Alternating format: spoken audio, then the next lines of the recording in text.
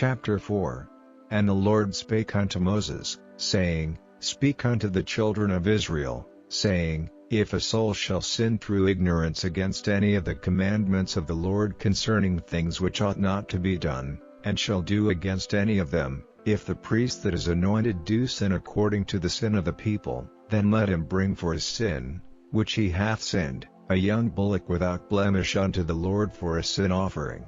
And he shall bring the bullock unto the door of the tabernacle of the congregation before the Lord, and shall lay his hand upon the bullock's head, and kill the bullock before the Lord. And the priest that is anointed shall take of the bullock's blood, and bring it to the tabernacle of the congregation.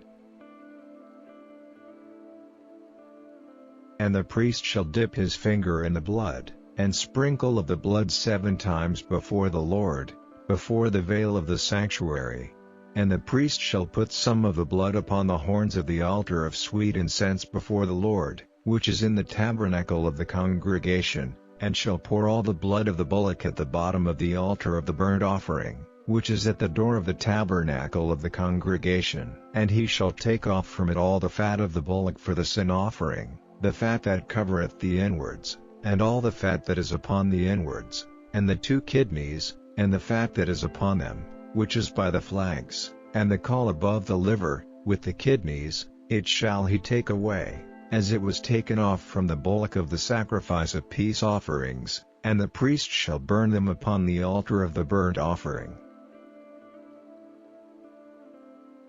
And the skin of the bullock, and all his flesh, with his head, and with his legs, and his inwards, and his dung, even the whole bullock shall he carry forth without the camp unto a clean place, where the ashes are poured out, and burn him on the wood with fire. Where the ashes are poured out shall he be burned. And if the whole congregation of Israel sin through ignorance, and the thing be hid from the eyes of the assembly, and they have done somewhat against any of the commandments of the Lord concerning things which should not be done, and are guilty, when the sin, which they have sinned against it, is known, then the congregation shall offer a young bullock for the sin, and bring him before the tabernacle of the congregation. And the elders of the congregation shall lay their hands upon the head of the bullock before the Lord, and the bullock shall be killed before the Lord. And the priest that is anointed shall bring of the bullock's blood to the tabernacle of the congregation, and the priest shall dip his finger in some of the blood, and sprinkle it 7 times before the Lord, even before the veil. And he shall put some of the blood upon the horns of the altar which is before the Lord, that is in the tabernacle of the congregation, and shall pour out all the blood at the bottom of the altar of the burnt offering, which is at the door of the tabernacle of the congregation. And he shall take all his fat from him, and burn it upon the altar. And he shall do with the bullock as he did with the bullock for a sin offering, so shall he do with this, and the priest shall make an atonement for them, and it shall be forgiven them. And he shall carry forth the bullock without the camp, and burn him as he burned the first bullock. It is a sin offering for the congregation. When a ruler hath sinned, and done somewhat through ignorance against any of the commandments of the Lord his God concerning things which should not be done, and is guilty, or if his sin, wherein he hath sinned, come to his knowledge, he shall bring his offering, a kid of the goats, a male without blemish, and he shall lay his hand upon the head of the goat, and kill it in the place where they kill the burnt offering before the Lord. It is a sin offering. And the priest shall take of the blood of the sin offering with his finger, and put it upon the horns of the altar of burnt offering, and shall pour out his blood at the bottom of the altar of burnt offering. And he shall burn all his fat upon the altar, as the fat of the sacrifice of peace offerings, and the priest shall make an atonement for him as concerning his sin, and it shall be forgiven him. And if any one of the common people sin through ignorance, while he doeth somewhat against any of the commandments of the Lord concerning things which ought not to be done, and be guilty, or if his sin, which he hath sinned, come to his knowledge, then he shall bring his offering, a kid of the goats, a female without blemish, for his sin which he hath sinned. And he shall lay his hand upon the head of the sin offering, and slay the sin offering in the place of the burnt offering. And the priest shall take of the blood thereof with his finger, and put it upon the horns of the altar of burnt offering, and shall pour out all the blood thereof at the bottom of the altar. And he shall take away all the fat thereof, as the fat is taken away from off the sacrifice of peace offerings, and the priest shall burn it upon the altar for a sweet savor unto the Lord, and the priest shall make an atonement for him, and it shall be forgiven him. And if he bring a lamb for a sin offering, he shall bring it a female without blemish. And he shall lay his hand upon the head of the sin offering, and slay it for a sin offering in the place where they kill the burnt offering. And the priest shall take of the blood of the sin offering with his finger, and put it upon the horns of the altar of burnt offering, and shall pour out all the blood thereof at the bottom of the altar. And he shall take away all the fat thereof, as the fat of the lamb is taken away from the sacrifice of the peace offerings, and the priest shall burn them upon the altar, according to the offerings made by fire unto the Lord, and the priest shall make an atonement for his sin that he hath committed, and it shall be forgiven him. Chapter 5. And if a soul sin, and hear the voice of swearing, and is a witness, whether he hath seen or known of it, if he do not utter it, then he shall bear his iniquity. Or if a soul touch any unclean thing, whether it be a carcass of an unclean beast, or a carcass of unclean cattle, or the carcass of unclean creeping things, and if it be hidden from him, he also shall be unclean, and guilty. Or if he touch the uncleanness of man, whatsoever uncleanness it be that a man shall be defiled withal, and it be hid from him, when he knoweth of it, then he shall be guilty. Or if a soul swear, pronouncing with his lips to do evil, or to do good, whatsoever it be that a man shall pronounce with an oath, and it be hid from him, when he knoweth of it, then he shall be guilty in one of these. And it shall be, when he shall be guilty in one of these things, that he shall confess that he hath sinned in that thing.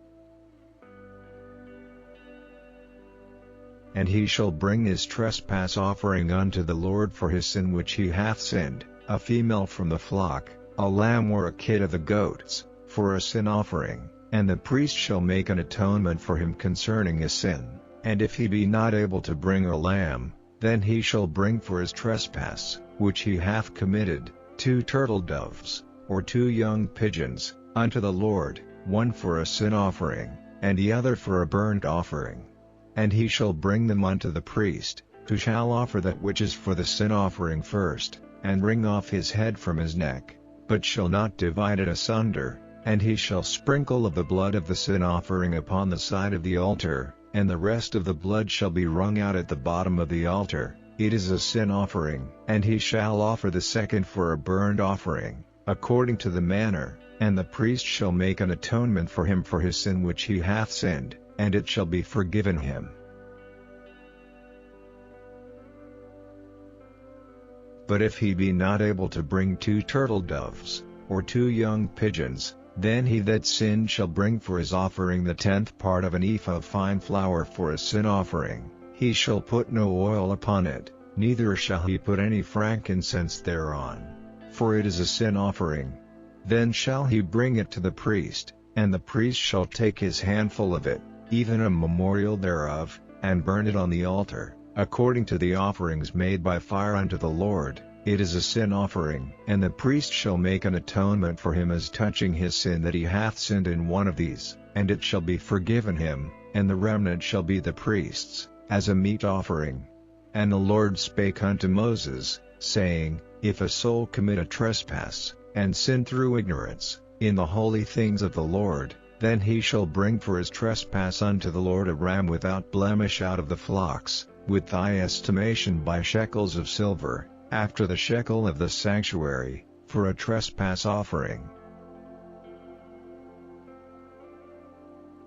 And he shall make amends for the harm that he hath done in the holy thing, and shall add the 5th part thereto, and give it unto the priest, and the priest shall make an atonement for him with the ram of the trespass offering, and it shall be forgiven him. And if a soul sin, and commit any of these things which are forbidden to be done by the commandments of the Lord, though he wist it not, yet is he guilty, and shall bear his iniquity. And he shall bring a ram without blemish out of the flock, with thy estimation, for a trespass offering, unto the priest, and the priest shall make an atonement for him concerning his ignorance wherein he erred and wist it not, and it shall be forgiven him.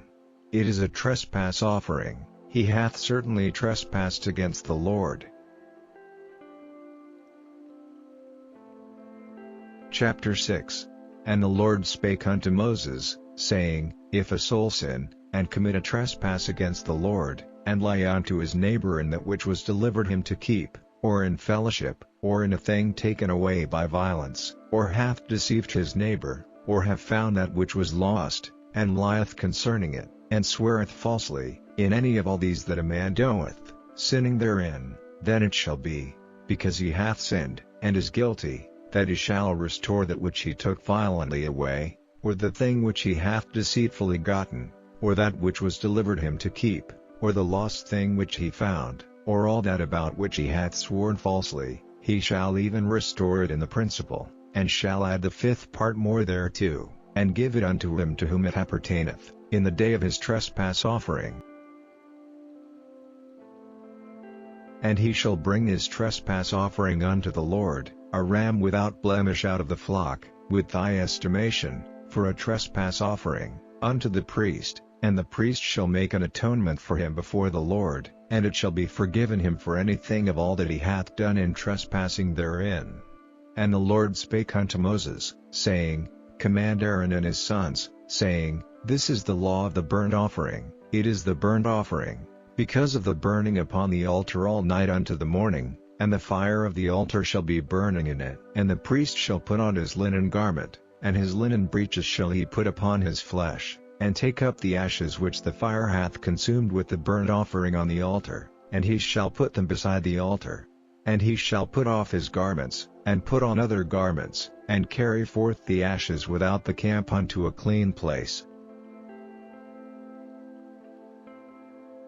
And the fire upon the altar shall be burning in it, it shall not be put out, and the priest shall burn wood on it every morning, and lay the burnt offering in order upon it, and he shall burn thereon the fat of the peace offerings. The fire shall ever be burning upon the altar, it shall never go out.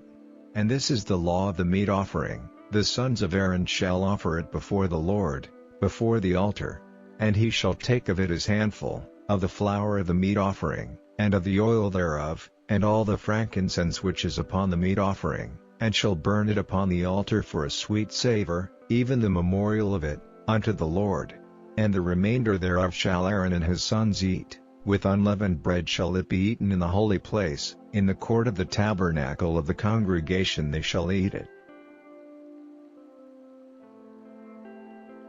It shall not be baken with leaven. I have given it unto them for their portion of my offerings made by fire, it is most holy, as is the sin offering, and is the trespass offering. All the males among the children of Aaron shall eat of it. It shall be a statute forever in your generations concerning the offerings of the Lord made by fire, every one that toucheth them shall be holy. And the Lord spake unto Moses, saying, This is the offering of Aaron and of his sons, which they shall offer unto the Lord in the day when he is anointed, the 10th part of an ephah of fine flour for a meat offering perpetual, half of it in the morning, and half thereof at night. In a pan it shall be made with oil, and when it is baken, thou shalt bring it in, and the baken pieces of the meat offering shalt thou offer for a sweet savor unto the Lord. And the priest of his sons that is anointed in his stead shall offer it, it is a statute forever unto the Lord, it shall be wholly burned. For every meat offering for the priest shall be wholly burned, it shall not be eaten. And the Lord spake unto Moses, saying, Speak unto Aaron and to his sons, saying, This is the law of the sin offering, in the place where the burnt offering is killed shall the sin offering be killed before the Lord, it is most holy. The priest that offereth it for sin shall eat it, in the holy place shall it be eaten, in the court of the tabernacle of the congregation. Whatsoever shall touch the flesh thereof shall be holy, and when there is sprinkled of the blood thereof upon any garment, thou shalt wash that whereon it was sprinkled in the holy place. But the earthen vessel wherein it is sodden shall be broken, and if it be sodden in a brassen pot, It shall be both scoured, and rinsed in water. All the males among the priests shall eat thereof, it is most holy. And no sin offering, whereof any of the blood is brought into the tabernacle of the congregation to reconcile with all in the holy place, shall be eaten, it shall be burnt in the fire.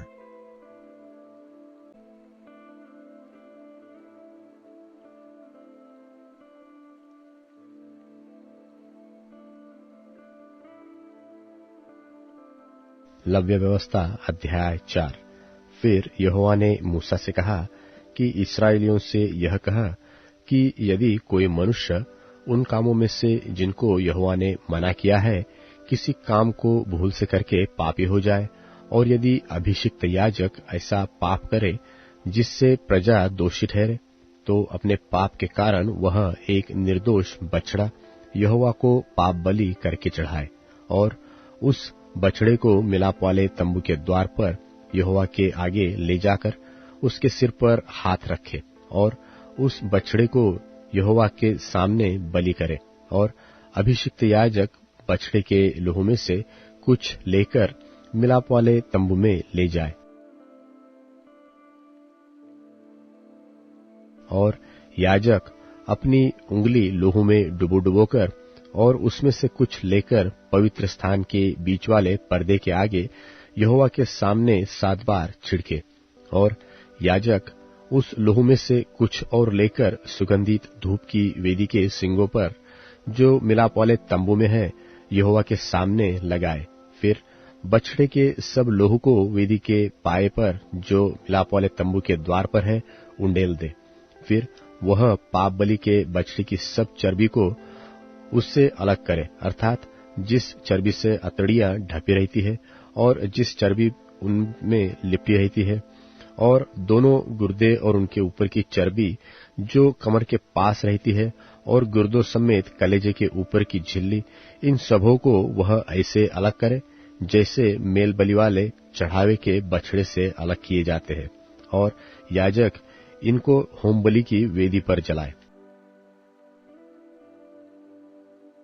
और उस बछड़े की खाल, पांव, सिर, अतड़िया, गोबर और सारा मांस निदान समूचा बछड़ा छावनी से बाहर शुद्ध स्थान में जहां राख डाली जाएगी ले जाकर लकड़ी पर रखकर आग से जलाए। जहां राख डाली जाती है वह वहीं जलाया जाए। और यदि इस्राएल की सारी मंडली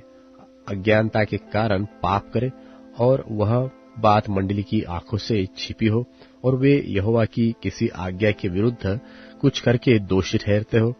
तो जब उनका किया हुआ पाप प्रकट हो जाए तब मंडली एक बछड़े को पाप बलि करके चढ़ाए। वह उससे मिलाप वाले तंबू के आगे ले जाए, और मंडली के वृद्ध लोग अपने अपने हाथों को यहोवा के आगे बछड़े के सिर पर रखे, और वह बछड़ा यहोवा के सामने बलि किया जाए। और अभिषिक्त याजक बछड़े के लहू में से कुछ मिलाप वाले तंबू में ले जाए, और याजक अपनी उंगली लहू में डुबो-डुबोकर उसे बीच वाले पर्दे के आगे 7 बार यहोवा के सामने छिड़के, और उसी लहू में से वेदी के सिंगों पर जो यहोवा के आगे मिलाप वाले तंबू में है लगाए, और बचा हुआ सब लहू होमबलि की वेदी के पाए पर जो मिलाप वाले तंबू के द्वार पर है उंडेल दे, और वह बछड़े की कुल चर्बी निकालकर वेदी पर जलाए, और जैसे पाप बलि के बछड़े से किया था वैसे ही इससे भी करे। इस भांति याजक इस्राएलियों के लिए प्रायश्चित्त करे, तब उनका वह पाप क्षमा किया जाएगा। और वह बछड़े को छावनी से बाहर ले जाकर उसी भांति जलाए जैसे पहले बछड़े को जलाया था, वह तो मंडली के निमित्त पाप बलि ठहरेगा। जब कोई प्रधान पुरुष पाप करके अर्थात अपने परमेश्वर यहोवा की किसी आज्ञा के विरुद्ध भूल से कुछ करके दोषी हो जाए और उसका पाप उस पर प्रकट हो जाए, तो वह एक निर्दोष बकरा बलिदान करने के लिए ले आए, और बकरे के सिर पर अपना हाथ धरे, और बकरे को उस स्थान पर बलि करे जहां होमबलि पशु यहोवा के आगे बलि किए जाते हैं। यह तो पाप बलि ठहरेगा। और याजक अपनी उंगली से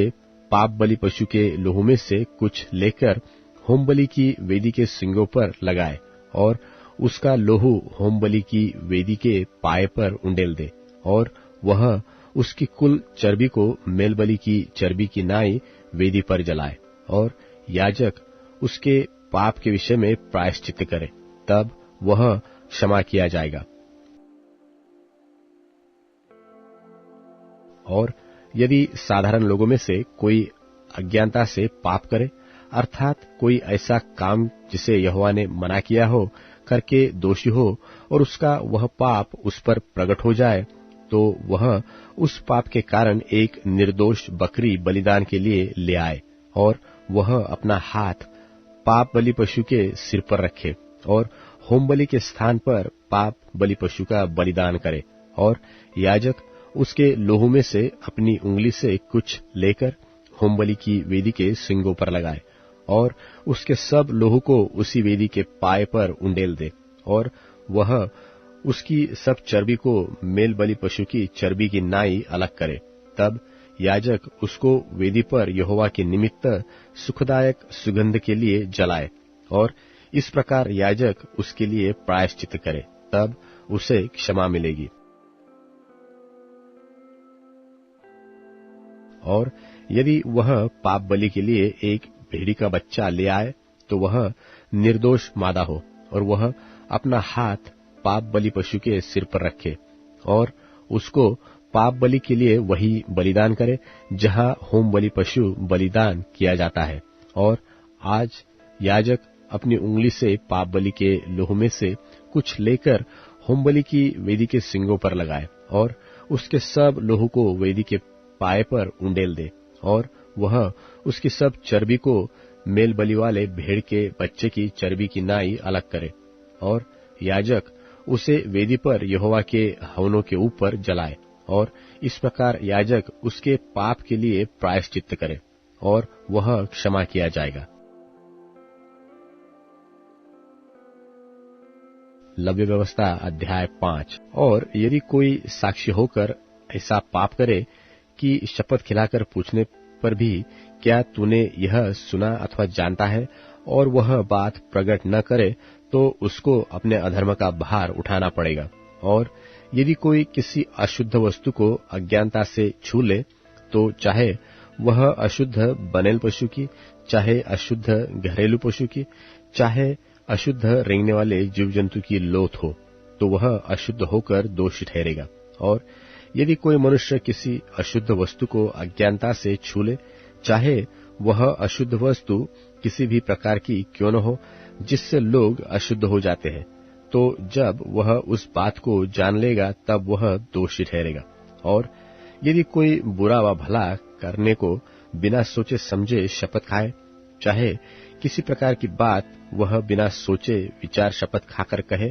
तो ऐसी बात में वह दोषी उस समय ठहरेगा जब उसे मालूम हो जाएगा। और जब वह इन बातों में से किसी बात में दोषी हो, तब जिस विषय में उसने पाप किया हो वह उसको मान ले और वह यहोवा के सामने अपना दोष बलि ले आए, अर्थात उस पाप के कारण वह एक भेड़ व बकरी पाप बलि करने के लिए ले आए। तब याजक उस पाप के विषय उसके लिए प्रायश्चित करे। और यदि उसे भेड़ व बकरी देने की सामर्थ्य न हो, तो अपने पाप के कारण 2 पंडुकी व कबूतरी के 2 बच्चे दोष बलि चढ़ाने के लिए यहोवा के पास ले आए। उनमें से एक तो पाप बलि के लिए और दूसरा होम बलि के लिए। और वह उनको याजक के पास ले आए और याजक पाप बलि को पहले चढ़ाए और उसका सिर गले से मरोड़ डाले, पर अलग न करे। और वह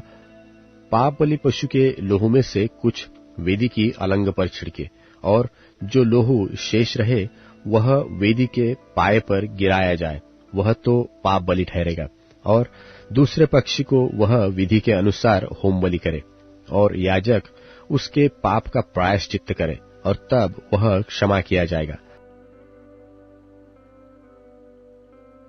और यदि वह 2 पंडुकी व कबूतरी के 2 बच्चे भी न दे सके, तो वह अपने पाप के कारण अपना चढ़ावा एपा का 10वां भाग मैदा पाप बलि करने के लिए ले आए। उस पर न तो वह तेल डाले और न लोबान रखे, क्योंकि वह पाप बलि होगा। वह उसको याजक के पास ले जाए और याजक उसमें से अपनी मुट्ठी भर स्मरण दिलाने वाला भाग जानकर वेदी पर यहोवा के हवनों के ऊपर जलाए, वह तो पाप बलि ठहरेगा। और इन बातों में से किसी भी बात के विषय में जो कोई पाप करे अथवा याजक उसका प्रायश्चित्त करे, और तब वह पाप क्षमा किया जाएगा। और इस पाप बलि का शेष अन्न बलि के शेष किनाई याजक का ठहरेगा। फिर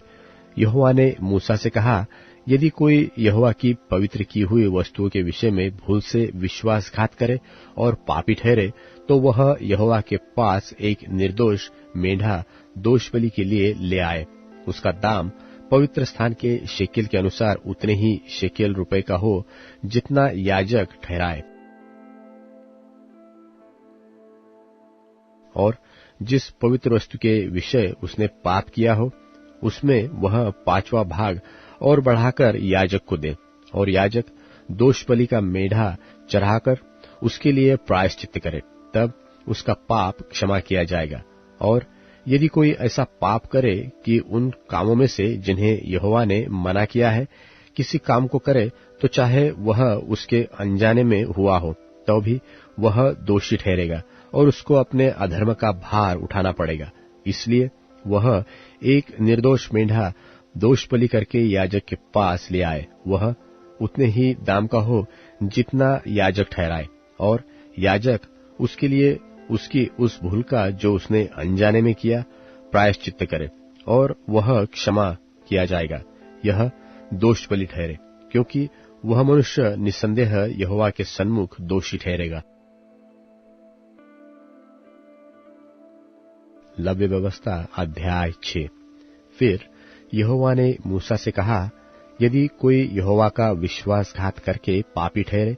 जैसा कि धरोहर व लेन देन व लूट के विषय में अपने भाई से छल करे व उस पर अंधेर करे व पड़ी हुई वस्तु को पाकर उसके विषय झूठ बोले और झूठी शपथ भी खाए,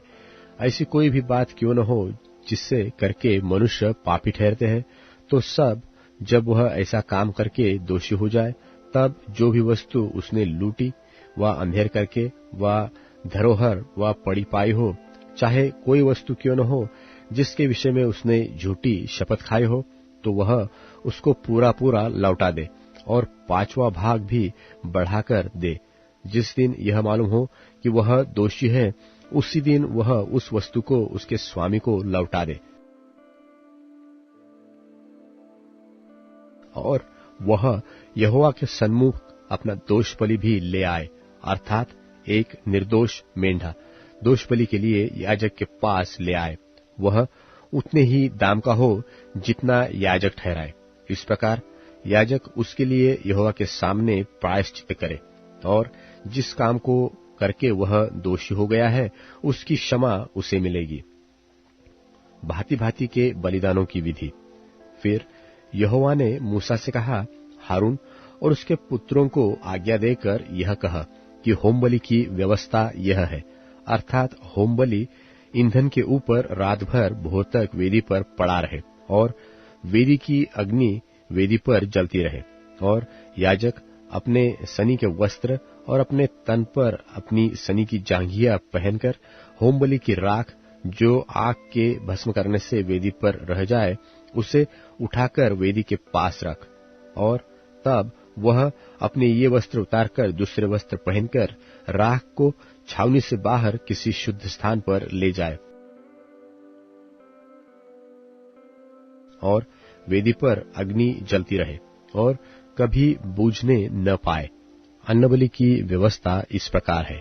कि हारून के पुत्र उसको वेदी के आगे यहोवा के समीप ले आए, और वह अन्नबलि के तेल मिले हुए मैदे में से मुट्ठी भर और उस पर का सब लोबान उठाकर अन्नबलि के स्मरणार्थ के इस भाग को यहोवा के सन्मुख सुगंधदायक सुगंध के लिए वेदी पर जलाए, और उसमें से जो शेष रह जाए उसे हारून और उसके पुत्र खा जाए।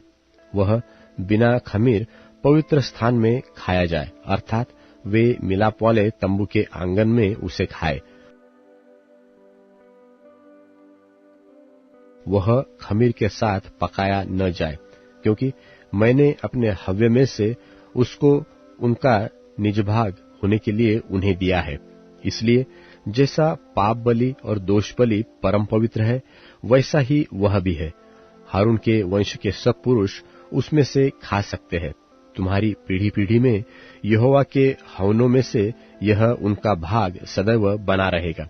जो कोई उन हवनों को छुए वह पवित्र ठहरेगा। फिर यहोवा ने मूसा से कहा, जिस दिन हारून का अभिषेक हो उस दिन वह अपने पुत्रों के साथ यहोवा को यह चढ़ावा चढ़ाएगा, अर्थात एपा का 10वां भाग मैदा नित्य अन्य बलि में चढ़ाए और उसमें से आधा भोर को और आधा संध्या के समय चढ़ाए। तब तवे पर तेल के साथ पकाया जाए। जब वह तेल से तर हो जाए तब उसे ले आना। इस अन्न बलि के पके हुए टुकड़े यहोवा के सुखदायक सुगंध के लिए चढ़ाना, और उसके पुत्रों में से जो भी उस याजक पद पर अभिषिक्त होगा वह भी उसी प्रकार का चढ़ावा चढ़ाया करे। यह विधि सदा के लिए है कि यहोवा के सन्मुख वह संपूर्ण चढ़ावा जलाया जाए।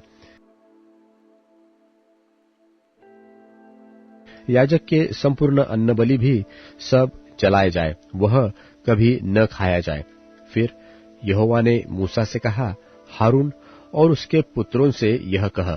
कि पाप बलि की व्यवस्था यह है, अर्थात जिस स्थान में होम बलि पशु वध किया जाता है उसी में पाप बलि पशु भी यहोवा के सन्मुख बलि किया जाए, वह परम पवित्र है।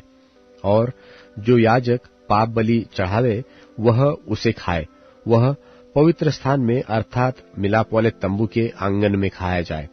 जो कुछ उसके मांस से छू जाए वह पवित्र ठहरेगा। और यदि उसके लोहू के छींटे किसी वस्त्र पर पड़ जाए तो उसे किसी पवित्र स्थान में धो देना, और वह मिट्टी का पात्र जिसमें वह पकाया गया हो तोड़ दिया जाए। यदि वह पीतल के पात्र में सिझाया गया हो तो वह मांजा जाए और जल से धो लिया जाए, और याजक में से सब पुरुष उसे खा सकते हैं। पर जिस पाप बलि पशु के लोहू में से कुछ भी खून मिलाप वाले तंबू के भीतर पवित्र स्थान में प्रायश्चित करने को पहुंचाया जाए, तब तो उसका मांस कभी न खाया जाए, वह आग में जला दिया जाए।